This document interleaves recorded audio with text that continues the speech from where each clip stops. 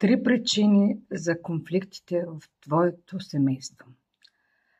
Първата причина – това е липсата на ефективна комуникация, недоизказани чувства, погрешни интерпретации, нежелание да се изслушваме, водят до напрежение и до недоразумение.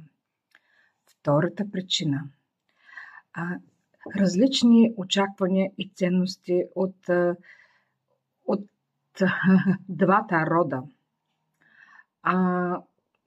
Тук вече има сблъсък на възпитание и от единия род, и от другия, и сблъсък на ценности.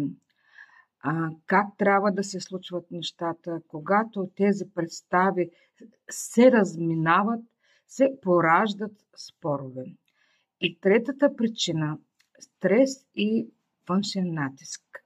Финансови трудности, работа, отглеждане и грижа за деца или за родители често усилват напрежението и се отразява на нашите